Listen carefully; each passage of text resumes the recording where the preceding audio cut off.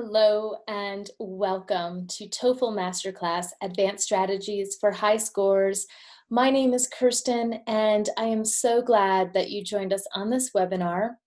And we've discussed some questions in the reading. We've hit some listening points. We had a lot of tips and advice in the speaking section, but I did not want to forget about the writing segment. So I'm going to present to you right now writing task number 2, and there are basically just 3 takeaways that I would love for you to have. The first thing to know is this is how I approach the writing task number 2. Now, different teachers have different approaches, and it might seem really confusing because there's all this different advice that's coming in. However, what I would recommend is to go with the strategy, the method that works for you. So we're all unique individuals and we have to find which way works best for us. So I'm going to offer up my advice and approach for writing task number 2. And what I want that approach to do for you is just kind of show you some time-saving tips and hopefully make you feel a little bit more relaxed about getting writing task number 2 done. The second takeaway is students ask me all the time, how do I get enough words on this essay? And the word count that TOEFL recommends is actually 300 words. I recommend that you do not focus on your number of words as you type, okay? Because as you know, that little number at the bottom of the screen is going, and so does your mind start to stress out about the number of words you can come up with. So, number 2, do not focus on word count, focus on examples, okay? And number 3 takeaway is focus on the meat of the essay. So you know when you eat, I know we have a lot of different dietary concerns and considerations, but let's just imagine that you're going to eat a burger, okay? And usually the burger, the meat is in the middle. You might have some lettuce, tomato, mustard, ketchup, and you have this bun, this bread that's holding it. When I talk about the meat of the essay, it's like the meat of the burger, okay? If that meat wasn't there, it wouldn't be a burger, okay? But, you could do without the lettuce, maybe no tomato, even if the bread's not there, the people who are not eating carbs are happy that the bread's not there. Okay, so the meat is the burger, and the meat of your essay is your answer to the question, supporting paragraph number 1 and supporting paragraph number 2. And when you focus your attention there, you get the job done. Okay, you just get the job done. So those are the 3 things is just, notice the approach that I'm taking. Use it if you find it's helpful for you. Focus on examples, not word count. And number 3, focus on the meat of your essay, the most important parts. Get those done first, especially if you are having challenges completing the entire essay in one 30-minute time frame. Now, I'm going to do something very unique here. I haven't really done it before. I'm going to watch my time. I really want to jam-pack a lot into this. You are going to watch me and my process, how I go about writing task number 2. I hope you find it helpful. Again, this is not the only way to go about it. It's just how I do it and how I like to advise students to save time in certain places. So I want to just jump right in right away. I'm going to share my screen with you, and I'm doing everything here in this Word document.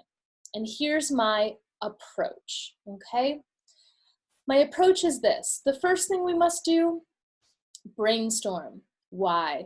When we come up with the ideas our answer to the question and our 2 reasons that will help support the answer to the question, when we do that right away, right at the start, we already have our essay laid out. It's like having a plan, okay?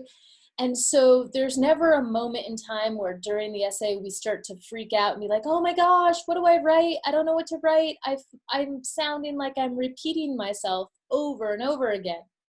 I ran out of ideas. That will never happen if you take a moment to get your pen and your paper, and I hope you do this along with me, and create the ideas, write them down first, okay? I promise you there will be time.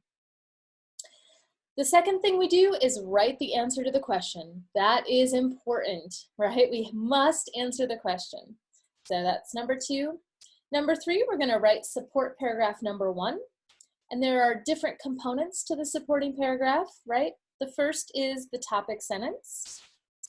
Then we're gonna explain the topic sentence. Then we're gonna provide an example, and we're gonna explain how that example works. And that's really important that you just don't provide just the example. For example, dogs. Well, what about the dogs? You know, oh, dogs are very important for reminding people to be playful and have fun. So when the ball is thrown by the person, the dog runs after it and comes back and gives the ball back to the person. And this reminds the person that there's such joy in just a simple game of ball. All right, I just made up that explanation to my example, right? But there must be an explanation, all right? Now, support number 2, paragraph number 2, we're gonna do the same exact thing. We're gonna do a topic sentence. We're gonna explain how that topic sentence works or why it's important. We're gonna provide an example, and we're gonna explain how that example works, okay, in relationship to my idea. Notice the last thing here is the conclusion and introduction. And the reason why I approach this last, or I advise students to approach this last, is because usually students are so stressed about time. I only have 30 minutes, but they spend a lot of time on an introduction, coming up with beautiful words and beautiful long sentences. And then all of a sudden, when they get to supporting paragraph number 2, beep, they're out of time. Instead, focus on the meat. The introduction and conclusion aren't totally necessary. Are they nice to have? Of course they're nice to have, but they're not totally necessary. What is necessary is intro, the thesis statement, or in other words, answer to the question, supporting paragraph number 1, supporting paragraph number 2. If my time's out at the end of that, I'm still really, really good in terms of having the meat of my essay done. But if I don't have supporting paragraph number 2, that's going to really hurt my score. So I'm going to think about the conclusion and the introduction last. All right? Now my time is ticking here, and I want to make this video as short as I possibly can. So let's take a look at our question. TOEFL writing task number 2 question. It reads, your local government has just recently received a large donation from an anonymous donor to improve the community. Almost everyone agrees that the money should be invested in building a new public facility. Which of the following do you think your local government should build? Public library, build a public park, or build a public pool? Use specific reasons and examples to support your essay. Be sure to use your own words. Do not use memorized examples. And a special shout out to Josh McPherson and TST Prep who developed this question. You can go to their website to see lots of example TOEFL tests. So I'm going to first brainstorm. That is number one. So I'd like you to bring out your pen, bring out a piece of paper, and write down these ideas with me, okay? The first thing I'm gonna do is answer the question. And I'm gonna go with public park, okay? And I'm doing this in time along with you. I haven't thought about this too terribly much, so this is my brainstorm. I'm going with the public park, and you want to go always with the easiest thing for you to talk about. And for me, it's going to be easy to talk about why the public park is great and why people should be there. So now I want to have two reasons, okay? Let's see. My first reason might be that people can exercise in a public park. And this will be really good for their physical health, okay? And some concrete examples of how people can exercise, because again, the more specific your examples are, the better your essay becomes. Okay, so what's in a park that can promote physical exercise? I'm gonna say basketball courts. I might say tennis courts. Oops. And pathways or walkways. People can walk around. What other? Oh, you know, I used to live in Santa Monica, California, and in the park that was near me, there were actual exercise equipment, apparatus areas, yeah, where people could just, you know, actually, you know, work out their upper body and do some leg exercises and things. There was actual equipment. Maybe for kids, it's about the playground. Okay. Now, my next thing here that I might consider, parks are great because they help us connect with nature. And this might help our mental health, right? When we connect with our environment, our nature around us, maybe it's the birds, we can bird watch. Some parks have ponds. You could watch the fish. I find that totally relaxing.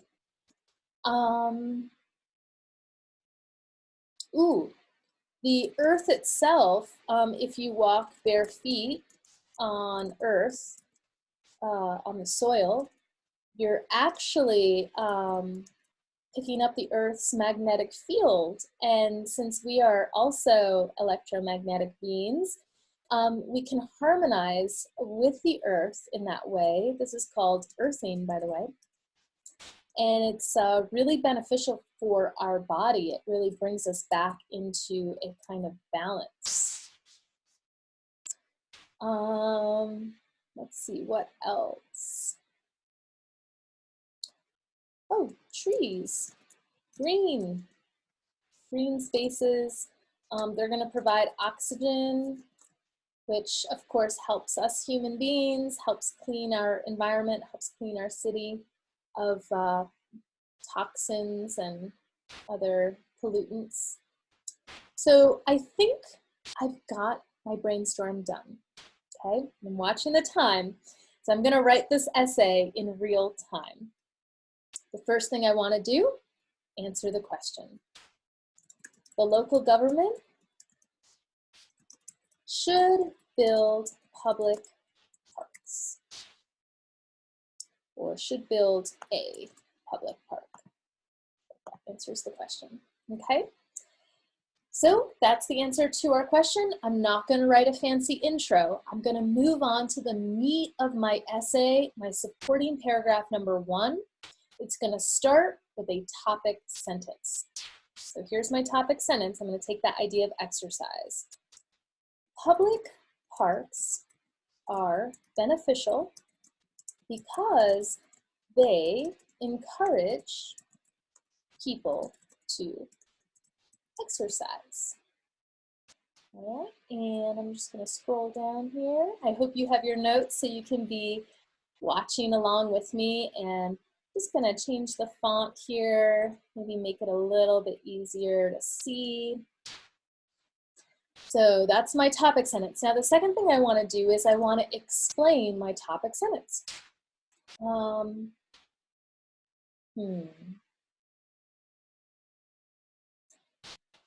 Many people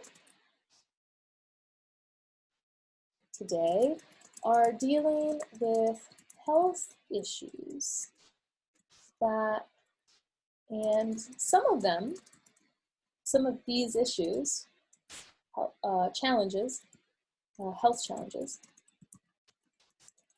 can be resolved with physical exercise.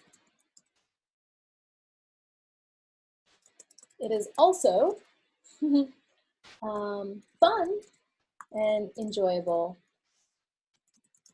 to move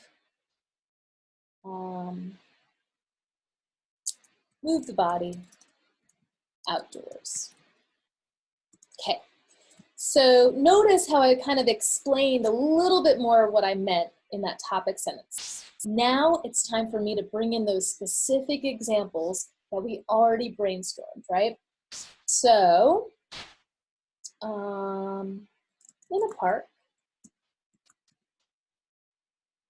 people can play basketball, running up and down the court and dunking baskets, dunking basketballs, can really stimulates a great cardiovascular workout. Okay, tennis courts also provide excellent physical exercise for people who play tennis. Okay, and what else do we talk about? The path. So biking paths or walking paths are also ways to get more individuals to be physically active. Okay, and the reason I changed it to individuals is we don't want to continually say maybe the word people over and over again, right? We want to vary our word choice. That's important in our writing. I think we also mentioned that the children, right, could play in the playground. So children can swing on swings, hang on ladders, and slide down the slides on the playground. This provides, you can say, this is a fantastic opportunity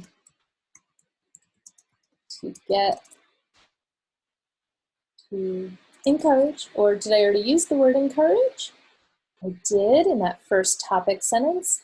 To motivate, maybe as a synonym, to motivate young people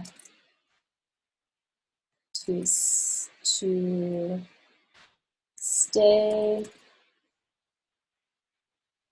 physically active.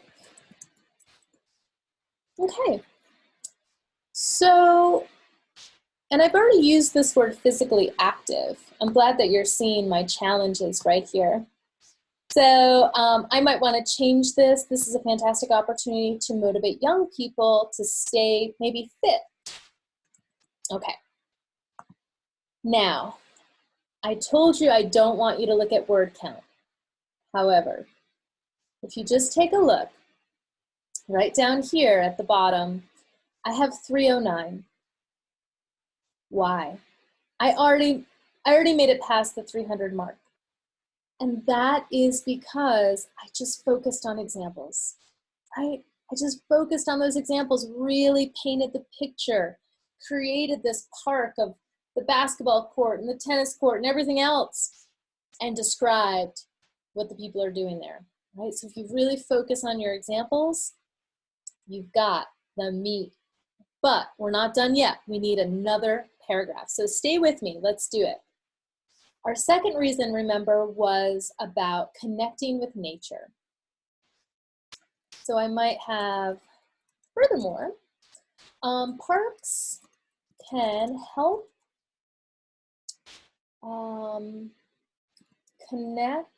help people connect with nature. Now remember, in this next sentence, I want to explain why that's important. I want to give a little bit more information about what I mean by connecting with nature.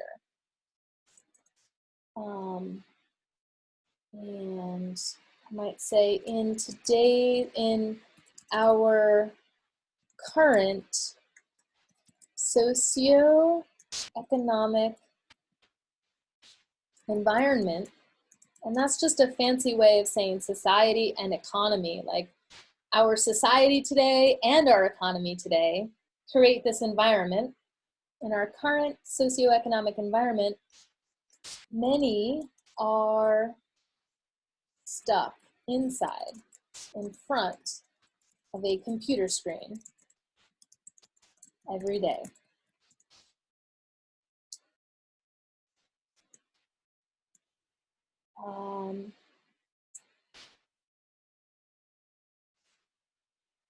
It is maybe easy to forget about the beautiful, expansive world we live in when we are staring at a Word document, like I am right now. I must go outside after this. Okay, so I gave a little description about why that topic sentence is so important. Now, I bring in my examples, remember. The trees, the grass, the green spaces. Parks have trees, bushes, and green grass that provide oxygen.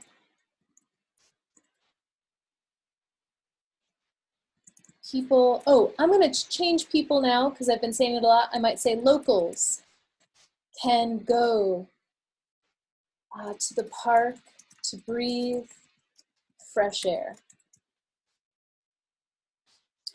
We also talked about the animals, right?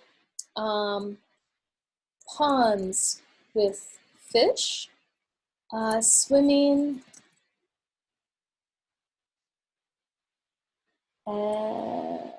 with fish swimming. Let me change that. This is real time. Get to change what I want to say. Fish swimming in ponds are relaxing to watch. Some may prefer to watch birds.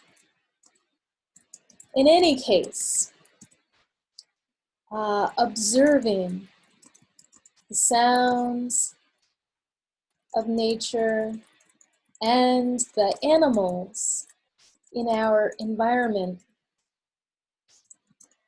can bring peace to our mind. Okay. Let's see what else. I believe there was the earthing, right? So let me just say briefly, maybe some sentence about that. Taking off one's shoes and placing bare feet on the earth brings balance to the body. In this way, we connect to the earth's magnetic field, and we, let's see, maybe something about the mind. Our mind gets quiet as we tune in to our own nature. Okay, I want to pause there because we certainly have a lot. These are a lot of examples. You don't have to have this many examples. However, I just want you to know how much you can build that burger up, right? We want a big, fat, juicy meat on that burger. So we've got our essentials here. We've got the answer to the question, support paragraph number 1, support paragraph number 2, and let us now, because I do have like 3 minutes left. I gave myself 30 minutes for this. I want to do very quickly an intro and conclusion, and they're like mirrors to each other. The intro, the purpose there is to bring the reader in, introduce someone to what we're going to say. We want it to sound interesting. The conclusion is like we're sending the reader back out with a larger message of maybe why this essay is important, or maybe giving some general advice. So let's start with the intro. And one way to introduce an essay is to ask a question. All right, I talk a lot about hooks in my teaching, so you can definitely connect with me if you want more information about hooks, but one that kind of came to mind was, do you remember the last time you were out in the sun? Simple, right? But it just evokes this, when was the last time I went out in the sun? Being outside in nature provides benefits. Ooh, I use that word beneficial. Yeah. How about this? How about this synonym? Is advantageous for the body and the mind. So that's kind of what we did in our essay, right? We talked about the physical, exercise in the first paragraph, the body, health, and then the second part was connecting with the nature is really bringing peace to our mind. So I think we're good now. And I can just add this last sentence there, therefore, and that's kind of my conclusion or last sentence to wrap that up. The local government should build a public park. Now, conclusion. I got 1 more minute left. Here I go. I'm going down to the end. To sum up, you know what? What's really cute, especially if you have a lighthearted essay, in a nutshell. Only do it if you have a cute, kind of lighthearted essay, nothing too serious, right? In a nutshell, the local government needs to build a public park. Now, I want to take this and maybe give some advice or the larger, greater significance of this topic. I'm going to give some advice first.